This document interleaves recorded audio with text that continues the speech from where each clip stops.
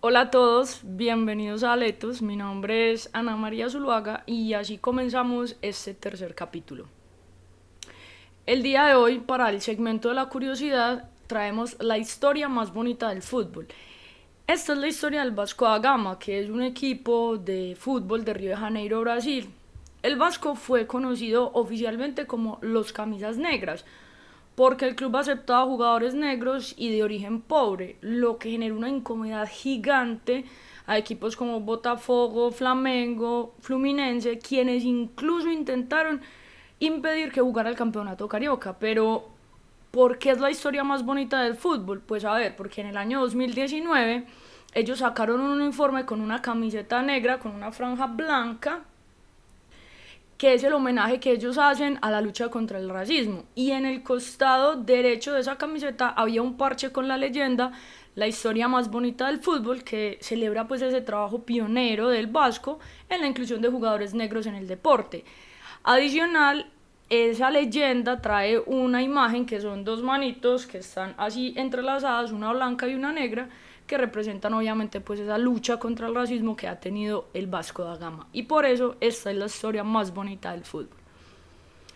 En cuanto al tema de derecho deportivo, si recordamos en el episodio anterior adelantamos que para este episodio número 3 íbamos a hablar de deportistas profesionales y amateurs. Acá yo quiero hacer una aclaración y pedir disculpas por eso, porque hablamos de amateurs y la forma a la que nos debemos referir es aficionados. Entonces hoy vamos a hablar de deportistas profesionales y aficionados.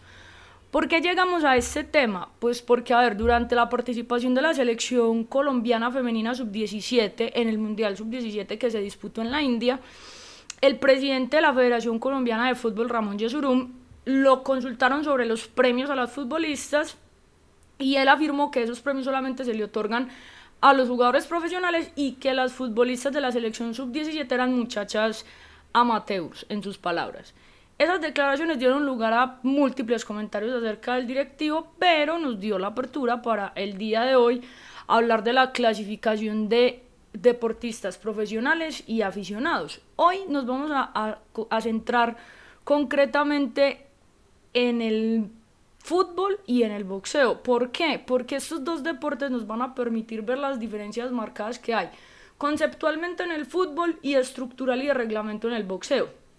Entonces, en lo que respecta al fútbol, para conocer esa diferencia, nos tenemos que ir hasta Suiza, exactamente a Zurich, que es donde se encuentra la sede de la FIFA, que siendo la institución rectora del fútbol, pues es la que determina quiénes son futbolistas aficionados y quiénes son profesionales. Entonces la FIFA define como profesionales a los jugadores que tienen un contrato escrito con un club y que perciben un monto superior a los gastos que realmente efectúan por su actividad futbolística. A cualquier otro jugador se le va a considerar como aficionado. Por su parte, la Federación Colombiana de Fútbol define como profesionales a todos aquellos que tengan un contrato de trabajo escrito y perciban un monto igual o superior a un salario mínimo legal mensual vigente, que para este año 2022 está en 1.000.000 de pesos. Y el resto pues los considerarán aficionados. Por ejemplo, si yo, Ana María Zuluaga, mañana firmo un contrato de trabajo con el Deportivo Cali y acordamos un pago mensual de 1.000.000 peso, de acuerdo con las definiciones que acabamos de ver, yo sería considerada una futbolista profesional. Ahora yéndonos al otro extremo, al otro deporte, al boxeo, entre el boxeo aficionado y el profesional, las diferencias se centran en el reglamento y en la estructura de ambos. Y es mucho más fácil identificarlo, vamos a ver. A ver, en el boxeo aficionado hay una pelea, consta de 3 asaltos y cada uno dura 3 minutos. Es obligatorio el uso de protector en la cabeza, hay 5 jueces que son los que deciden el ganador. En este el boxeador es supremamente protegido, a veces con solo verlo sangrar llaman al médico e incluso los árbitros pueden parar las peleas. Este punto es supremamente importante. Los boxeadores aficionados son los que asisten tanto a los mundiales como a los Juegos Olímpicos. En este deporte no existen premios económicos, porque eso iría en contra del espíritu con el que se creó el boxeo aficionado. Y por último, pero no menos importante, es que los boxeadores aficionados pertenecen a la Federación Internacional de Boxeo. Por su parte, el boxeo profesional, a ver, Los boxeadores profesionales hacen parte desde la Asociación Mundial de Boxeo. En este se realizan las peleas, tienen 12 asaltos de 3 minutos para los hombres y 10 asaltos de 2 minutos cada uno para las mujeres. Aquí sí no está permitido que se use ese protector en la cabeza, solamente el que utilizan en la boca. Hay solamente 3 jueces, la indumentaria de ellos no está condicionada a 2 colores y ellos pelean sin camiseta excepto las mujeres. Los guantes son más ligeros y la diferencia también es que ellos sí ganan grandes sumas de dinero en sus premiaciones. Entonces, en este tema de derecho deportivo podríamos concluir que la definición de profesional y aficionado en el fútbol deja muchas incógnitas. Por ejemplo, ¿existe otra forma de probar la relación laboral entre un jugador o jugadora profesional con el club? Estas definiciones que acabamos de ver le permite a los clubes pagar valores inferiores a los salarios mínimos para que no se hable de profesionales y violar derechos laborales. En cambio, en lo que respecta al boxeo, la identificación es evidente y no habría lugar a equivocaciones entre un boxeador aficionado y uno profesional. Para finalizar el tema de hoy en cuanto a derecho deportivo, yo quiero hacer mi comentario acerca de la noticia con la que empezamos en cuanto a los dichos del presidente de la Federación Colombiana de Fútbol en cuanto a que ellas eran aficionadas, y segundo, él posteriormente hizo una declaración en Win Sports en la que decía que él se refería a que para la FIFA el Mundial era aficionado y que adicional él habló de ellas como aficionadas porque eran menores de 18 años. Entonces quiero hacer como mi comentario personal acerca de eso. A ver, en el reglamento del Mundial Sub-17 no se contempla una limitación en cuanto al estatus de las jugadoras. ¿Eso qué quiere decir? Pues que el torneo no estaba organizado únicamente para jugadoras aficionadas, incluso se podía convocar a profesionales y no existía un mínimo o un máximo reglamentario para convocarlas. O sea, el campeonato no era aficionado, es más, dentro del reglamento no estaba estipulado de esa manera. Y en lo relativo a la selección de las jugadoras, es decir, a las que se iban a convocar para hacer parte de las selecciones, pues solamente tenían que tener en cuenta 2 cosas. Pues lo primordial es que todas las jugadoras debían tener la nacionalidad del país que representaban. Y lo segundo era que ellas debían tener mínimo 15 años y máximo 17 años. Por eso cuando nos vamos al ejemplo de la selección Colombia nos encontramos con casos como Gabriela Rodríguez, Linda Caicedo, Jessica Muñoz, Juan Ortegón, Oriana Quintero, quienes actualmente son jugadoras de América de Cali, Deportivo Cali e Independiente Medellín Formas Íntimas, y esas jugadoras tienen la categoría de profesionales acá en Colombia. Entonces uno se pregunta, si son jugadoras aficionadas todas las que participaron del Mundial Sub-17. Pues ahí nos encontramos pues con que algunas sí y otras no, pero eso no quiere decir que por eso todas son aficionadas y que por eso el campeonato es aficionado. En el tema de la premiación, pues a ver, el reglamento del Mundial que fue elaborado por el Consejo de la FIFA contempló placas conmemorativas, certificados de participación, medallería de oro, plata y bronce para las 3 mejores selecciones, bota de oro para la goleadora, guante de oro para la arquera menos vencida y balón de oro para la mejor jugadora.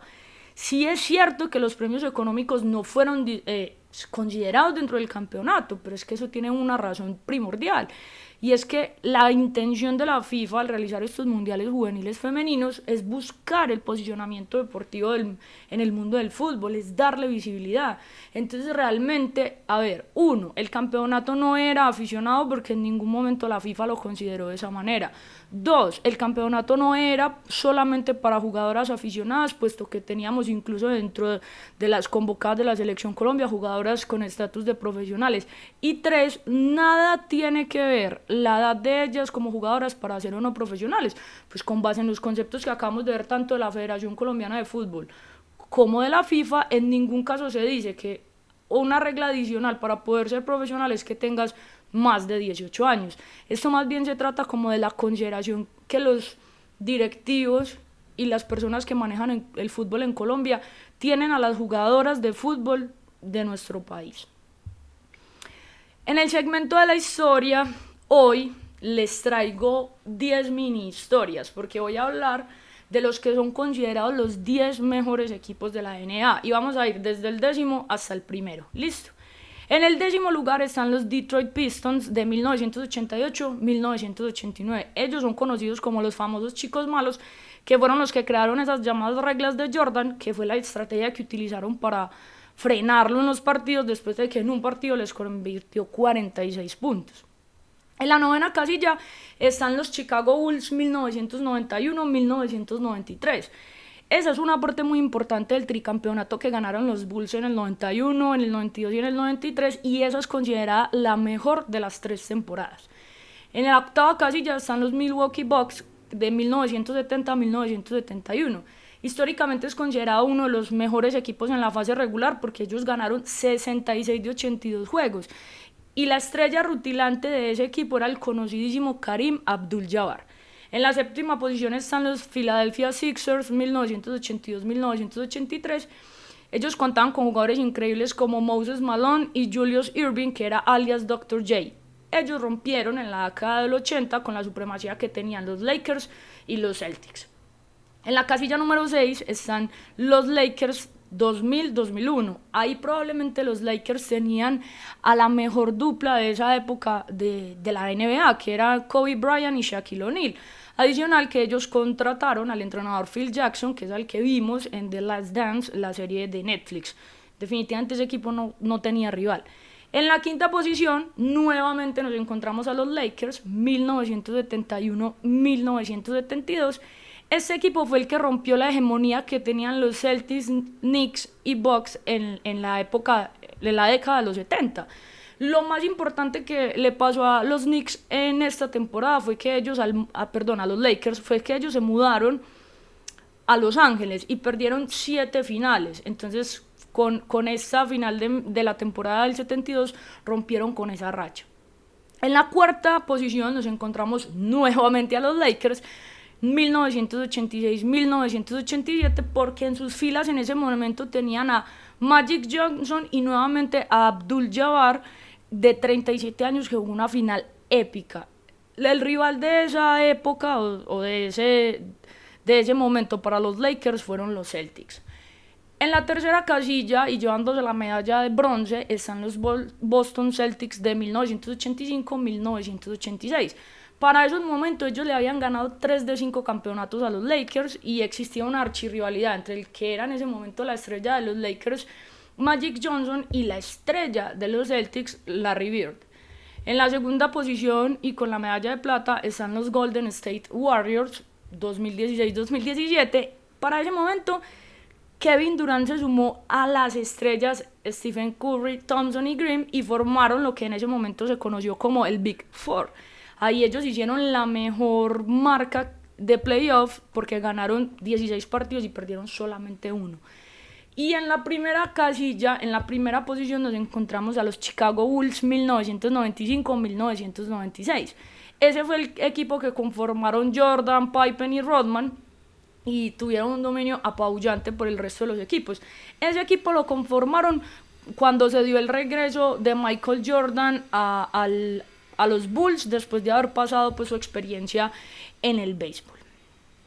Y finalmente, el día de hoy, la noticia random está titulada como el deporte nacional de Afganistán y nos estamos refiriendo al buzkashi. El buzkashi es conocido como el deporte nacional de Afganistán y de otros países de Asia Central. ¿En qué consiste? A ver, 2 equipos de jinetes, o sea, 2 de personas montadas a caballo, tienen que cruzar un campo que tiene 2 kilómetros de largo y el objetivo es que lleven un boss. ¿Qué es un boss? Es una cabra que no tiene ni cabeza ni extremidades de un extremo a otro. Es supremamente violento porque no tiene ninguna regla y se convierte en una batalla campal. Por hoy eso es todo en Aletos. Para el episodio número 4, como ya nos encontramos en el mes de mundial, vamos a empezar a tocar temas que tienen que ver con los mundiales y con la historia de los mundiales. Muchísimas gracias.